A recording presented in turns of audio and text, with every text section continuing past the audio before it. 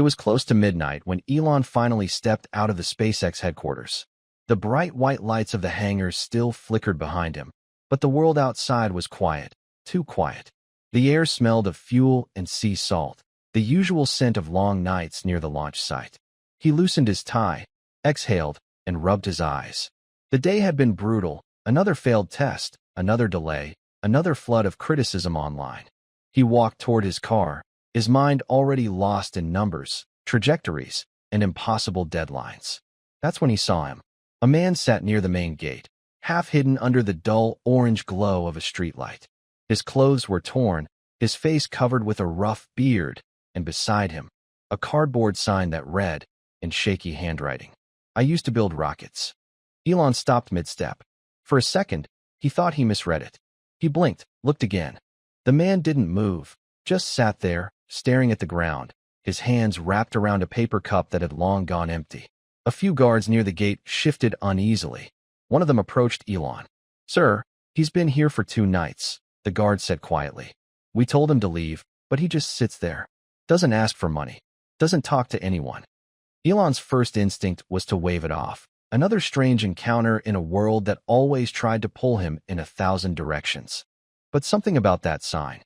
"I used to build rockets." He hesitated. The words dug at him in a way that numbers never could. The man finally looked up. His eyes caught the light, tired, red, but not empty. There was something there, something familiar. "Hey," Elon said, taking a step closer. "What do you mean by that?" The man squinted, his voice rough and low. "Exactly what it says. You used to build rockets?" He nodded slowly, as if even answering took effort. "Long time ago, before the world stopped believing in me." Elon studied him for a moment. His jacket was soaked, his hands trembling slightly from the cold. Yet, when he spoke, his words carried precision, the kind of tone you don't forget if you've ever worked with engineers. "Which company?" Elon asked. The man smiled weakly. "Yours." Elon froze. The rain started again, soft and steady, tapping against the pavement between them. He glanced at the man, at the cardboard sign, at the guards who stood awkwardly a few steps away. Something inside him shifted, a quiet unease he couldn't explain. He'd seen thousands of faces, hired hundreds of people, but there was something about this man's presence that felt different. Without saying another word, Elon walked over and stopped in front of him. "Tell me your name," he said. The man lifted his head. For the first time, their eyes met. "George," he said simply. Elon nodded. "All right, George." He looked at the rain, then back at the man who once built rockets. "Let's talk." The two of them stood there for a moment, the billionaire and the man who once built rockets, with only the rain and the faint hum of the distant generators between them. Elon gestured for the guards to step back, and they quietly disappeared toward the gate. "Come on," Elon said finally, nodding toward the small security booth near the entrance. "Let's get you out of the rain." George hesitated.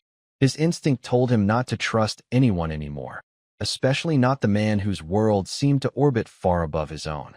But something in Elon's tone wasn't condescending. It wasn't pity either. It was curious, honest. He slowly got up, steadying himself against the wall. His movement was stiff, uneven, like someone who hadn't eaten properly in days. Elon watched silently, then walked beside him without offering a hand. He knew when pride mattered more than comfort. Inside the booth, the warm air hit them both. George blinked against the sudden light. Elon nodded to the guard. "Coffee. 2 cups. Black." When the guard left, Elon turned to him.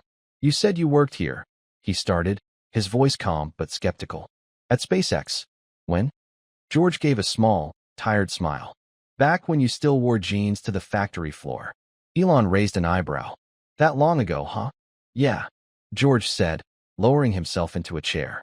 "I joined in 2008. You probably don't remember me.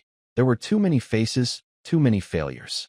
I worked on early propulsion prototypes, the Raptor tests before Raptor was even a word."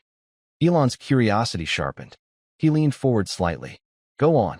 George traced a finger on the table absent-mindedly, drawing circles. "I was one of the guys who stayed after hours, when the engines failed and no one wanted to touch them again.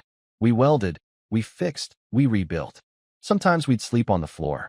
Back then, everyone thought you were crazy. But I thought," he paused, "you were right." Elon didn't interrupt. For once, he just listened. But things change, George went on. Deadlines grew sharper. Mistakes got punished. I lost my focus, started drinking, made bad calls. Then my wife left. Then the job. Then everything else followed. He looked up at Elon, his eyes bloodshot but clear. I walked past this gate every day for months, trying to convince myself I was over it. But every time I heard a rocket go up, I'd stop walking, just to feel it in my chest again. Elon's expression softened, but his voice stayed even. Why here, George? Why tonight? George gave a faint, almost embarrassed laugh. Because I wanted to see if you still launch dreams, or just rockets. The words hung between them. Heavy, quiet, true. Elon didn't reply right away. He leaned back, eyes flicking toward the rain-streaked window. The reflection of the SpaceX logo shimmered across the glass like a ghost of everything they'd both built and lost. Finally, he said softly, "You helped build something that still flies." George shook his head. "I built metal. You built the dream." Elon looked at him, really looked at him, for the first time. The wrinkles, the scars, the tiredness. But beneath all of that, there was still that spark. That thing you can't fake, the kind that comes from believing in something once and losing it too soon. He took a slow breath. "Maybe," Elon said, "it's time we built something again." The rain had softened to a mist when they stepped back outside. The pavement glistened under the pale glow of the streetlights, and the roar of the ocean far beyond the complex hummed faintly in the distance. Elon pulled his jacket tighter and glanced at George. "There's a diner 2 blocks down," he said. "Come with me." George hesitated again, glancing at the guards, half expecting someone to stop him. But they didn't. He followed quietly beside Elon, their footsteps echoing in the still night. For a while, neither spoke. Then Elon broke the silence. "You said you worked on early propulsion. Which model?" George smirked faintly. "Merlin 1C. The engine that almost broke all of us." Elon chuckled. "It broke me too. 3 failed launches. One more and SpaceX would have been gone." George nodded. "Yeah, I remember that week. Everyone thought we were finished, except you. You came in with that same look you have right now. Tired, but dangerous." Elon raised an eyebrow. "Dangerous?" "Yeah," George said, grinning through his beard. Like a man who's too stubborn to give up, even when he probably should. They reached the diner. A small, old place still open past midnight. The smell of coffee and fried eggs filled the air. The waitress looked up, eyes widening slightly when she recognized Elon. But he simply nodded and took a seat by the window. George sat opposite him, hands wrapped around the warm cup the waitress placed down. "Funny," George murmured. "I used to sit here after long shifts. Same table, same coffee, just fewer zeros in my bank account." Elon gave a quiet smile. "Maybe not fewer regrets, though." George looked up, meeting his eyes. "No," he said softly. "Same amount, I think." The rain outside began again, gentle, rhythmic. Inside, 2 men who once shared a dream sat across from each other for the first time in years, and for a brief moment, neither of them felt alone. The coffee steamed between them, carrying that faint scent of something bitter and comforting at the same time. The diner was nearly empty, just the low hum of an old refrigerator and a flickering neon sign outside that read, "Open 24 hours." It felt like time had stopped, leaving only the 2 of them suspended in a quiet moment that didn't belong to either of their worlds. Elon leaned forward slightly. "Tell me what happened, George. Why did you leave?" George looked down at his cup, watching a drop of rain roll down his sleeve and fall into the dark liquid. "Leave," he said softly. "I didn't leave. I just disappeared." He took a slow breath. After the 4th launch finally worked, the one that saved the company, everyone was celebrating. You remember that day, right?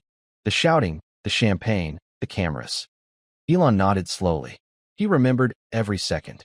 "I was there too," George continued. "Only, I wasn't celebrating.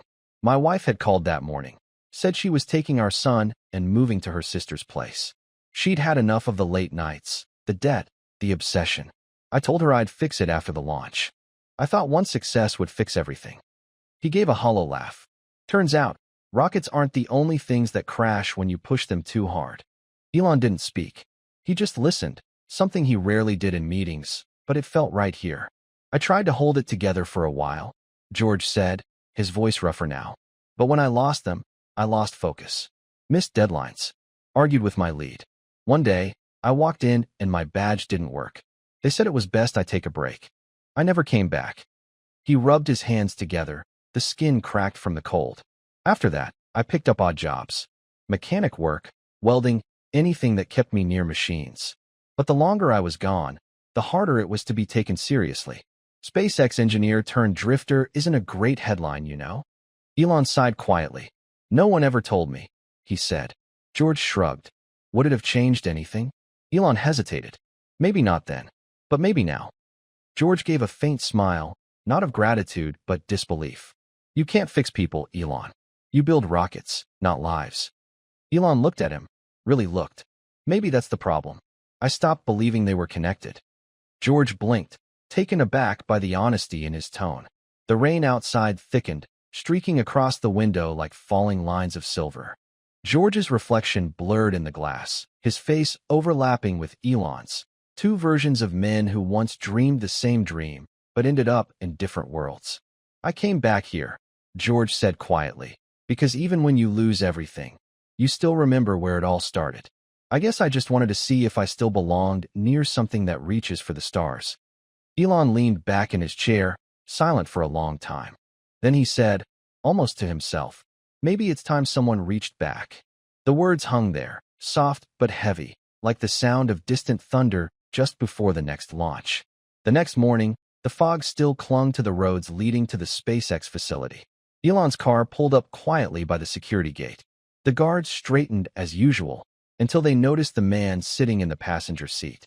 George looked uneasy, his hands folded tightly in his lap. He hadn't been this close to the building in years.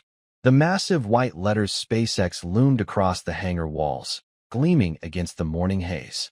It felt like looking at an old photograph of his own life, familiar but painful. Elon stepped out first. He's with me, he told the guard, and that was enough. No questions, no hesitation. George followed, a step behind, eyes darting between the rocket engines, the workers in blue jumpsuits, the sound of tools echoing against metal. Everything smelled the same: fuel, steel, ambition. But it all felt different now. They walked through a narrow hallway lined with photos of past launches. George slowed at one, Falcon 1, 2008. His heart tightened. That was the rocket he helped build, the one that had nearly destroyed him and saved the company all at once. Elon stopped and turned back. That one changed everything, he said quietly. George nodded. For you it did. Elon's expression softened. And for you too, George. Even if you forgot. They entered one of the smaller labs, not the main engineering floor, but a quiet workspace filled with models, notes, and half-assembled parts. Elon motioned toward a bench. Sit, he said simply. You're not here for pity. You're here because I want to see if that brain of yours still works. George chuckled nervously. You sure your engineers won't think you've lost it? They already do, Elon said, smirking. For a moment, the tension broke. George smiled. A real smile this time, the kind that hadn't crossed his face in years. He sat down, running his fingers along the edge of a new thruster casing. The metal was smooth, cold, alive. This one's lighter, he said instinctively. Composite mix, right? Carbon fiber with titanium reinforcement. Elon folded his arms, impressed. You can still read it by touch. Muscle memory, George said quietly. You don't forget how to build something you loved. There was a pause, not awkward, but respectful. The kind of silence that happens when two people realize they're standing inside something much bigger than themselves. Elon finally said, You're not on the payroll. Not yet. But if you want to come back, even part-time, I'll make it happen. George froze, disbelief flickering in his eyes. You're serious? Elon nodded. You were here when we almost lost everything. You deserve to be here now that we're flying again. George swallowed hard. His voice cracked when he spoke. I don't even know where to start. Elon's reply was simple. Start where you left off. For the first time in years, George felt something he'd forgotten: purpose. He reached for a wrench lying on the bench, his hands trembling just slightly. The cold metal pressed against his palm, grounding him in reality. And for Elon, watching him, standing silent in the corner, it wasn't just about second chances. It was about remembering why SpaceX existed in the first place.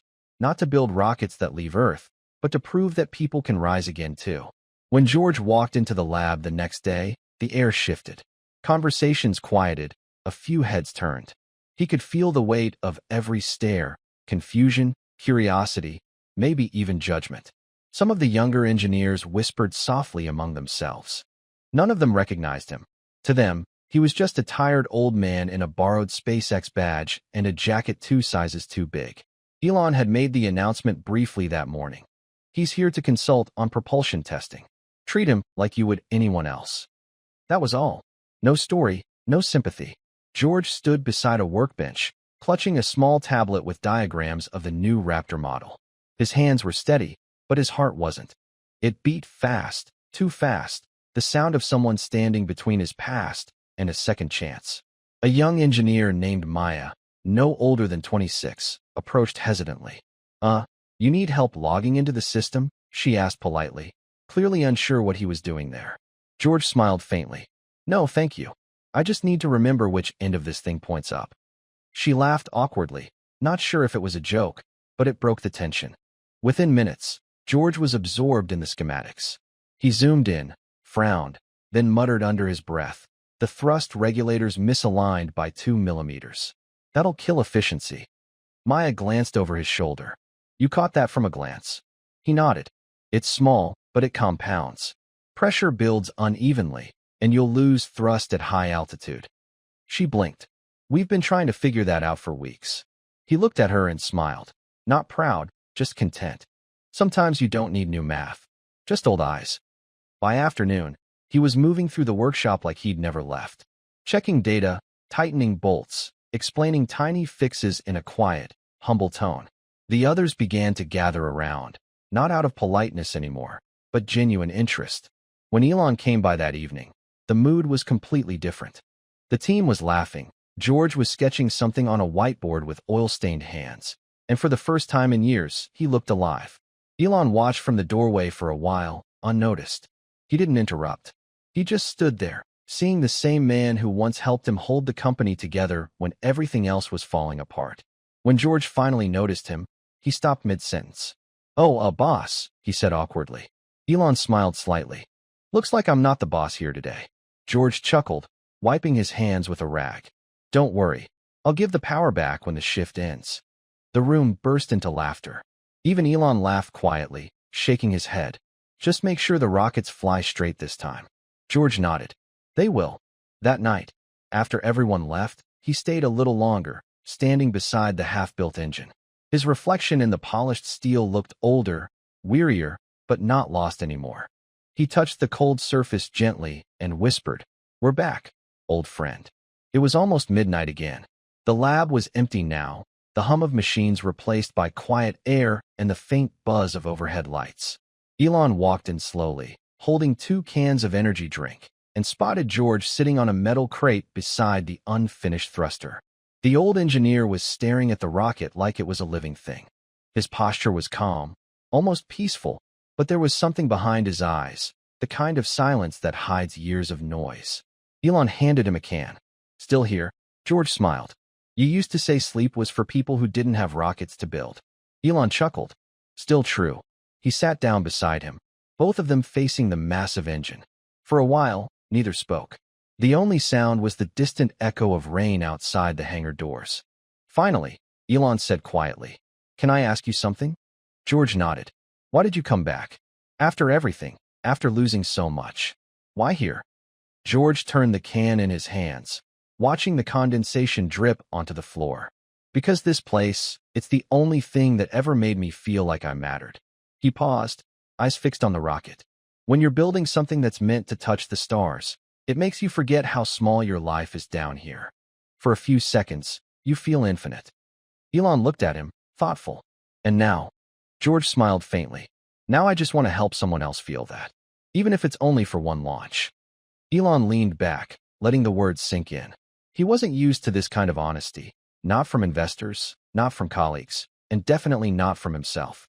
"You know," George said after a moment, "people think you build rockets because you love space. But I think you do it because you hate standing still." Elon smirked. "You might be right." George looked at him. "Then promise me something. When you get to Mars, don't forget the people who helped you get off the ground." Elon didn't answer right away. He stared at the rocket. the result of thousands of failures and second chances. Then he nodded slowly. I won't, he said quietly. Not this time. They sat there for a while longer. Two men, one dream, and a machine that would soon leave the Earth behind. When George finally stood to leave, Elon said softly, almost to himself, funny thing about rockets. They fall before they fly. George stopped, turned, and smiled. So do people. And then he walked out into the night. When Elon arrived the next morning, the lab was already buzzing, far earlier than usual. Engineers crowded around one of the workbenches, murmuring, pointing, confused but excited. What's going on? Elon asked. Maya turned, holding a stack of papers. It's George. He was here before anyone else. Left this on the table.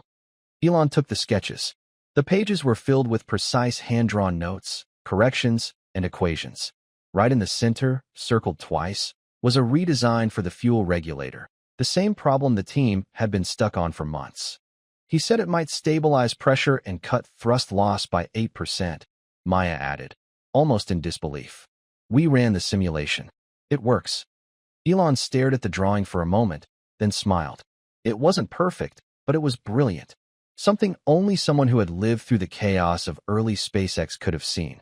He looked around the room. Where is he? Left before sunrise, Maya said. Said he just wanted to see if he could still help. Elon nodded slowly. He folded the papers carefully, tucking them under his arm. Oh, he helped, he said quietly. Then he looked out through the glass wall of the lab, where the morning sun was just breaking through the fog, and whispered, maybe some launches start long before the countdown. Elon found him sitting behind one of the old storage hangars, where the noise of engines faded into silence. George was hunched over a cup of vending machine coffee, staring at the ground, lost in thought. You disappeared before the applause, Elon said, approaching. George looked up and smiled faintly. Didn't want to steal your spotlight. Elon shook his head and sat beside him on the step. You fixed a problem no one here could solve. You know what that means? George took a slow sip, thinking that I finally got one right. It means, Elon said quietly, you never stopped being one of us. The words hung there for a moment. Soft, simple, but enough. George didn't need thanks or speeches. He just nodded, eyes glinting in the morning light. I wasn't looking for a job, Elon, he said. I just wanted to know I still mattered somewhere. Elon smiled slightly. You do. More than you think. They sat there in silence for a while, watching a test rocket lift off in the distance. The thin trail of smoke curled into the sky, glowing gold in the sunrise. George leaned back, exhaling slowly. Still the most beautiful sound in the world. Elon nodded. Yeah, especially when you know who helped make it happen. George looked at him one last time, smiled, and said, then keep building, Elon. Just don't forget to look down once in a while. Not every star's in the sky. Elon didn't reply. He just watched as the old engineer stood up, adjusted his jacket, and walked away, quiet, steady, and at peace. A few days passed before anyone noticed George hadn't come back. His tools were gone, his badge left neatly on the workbench. At first, everyone assumed he'd just taken a break, until Maya found a small envelope taped to the inside of Elon's office door. It had no name on it, just two words written in shaky handwriting, for Elon. Inside was a folded piece of graph paper, the kind engineers always kept in their pockets. On it, George had drawn a tiny rocket, simple and rough, like something a kid would sketch. Underneath, in small print, were just 5 words. You already built the future. No signature. No address. Nothing else. Elon sat at his desk for a long time, staring at the note. Around him, the noise of the company carried on, meetings, tests, deadlines, but none of it reached him. He placed the note beside an old photo on his shelf, the early SpaceX team, standing proudly beside the first Falcon rocket. It was faded now, but right there, near the edge, half hidden behind others, was a younger George, smiling. Elon smiled too. Yeah, he whispered. But you helped launch it. Outside the window, another test rocket roared to life, a perfect, thunderous sound that shook the glass but steadied his heart. That night, long after the last launch had thundered through the sky, Elon stood alone outside the SpaceX hangar. The world around him was quiet again, the crowd gone, the engines silent, the stars endless above. The faint smell of burned fuel still lingered in the air, mixed with the salt of the ocean wind. He looked up. The sky was clear now, no clouds, no noise, just thousands of distant lights scattered across the darkness. Somewhere out there, the newest rocket was still climbing, carrying pieces of dreams that started in this very place. In his hand, he held George's note. The corners were damp from the night air, the pencil lines fading slightly under the moisture. "You already built the future." The words echoed in his head, not as a compliment, but as a reminder. For years, Elon had measured his success in launches, payloads, numbers, and milestones. But standing there now, he realized the truth. The real work wasn't just sending metal into space. It was reigniting something human. The belief that people, no matter how far they fall, can still rise again. He thought of George, the quiet way he spoke, the steadiness of his hands, the humility that no title could buy. The man had come back not for money or recognition, but to remind him of something simple. A dream is only as strong as the people who build it together. Elon slipped the note into his pocket and took a deep breath. The launch pad lights flickered in the distance, painting the fog in soft gold. For a brief moment, he imagined George standing beside him again, that half-smile, that spark in his eyes, watching another rocket disappear into the night sky. He whispered softly, "We did it, George." The sky answered with silence, but it didn't feel empty. It felt full of echoes, of memories, of every person who had once believed in something bigger than themselves. And as the stars shimmered above, Elon smiled, turned toward the dark horizon, and walked back inside. There was still work to do, and for the first time in a long time, it finally meant something again.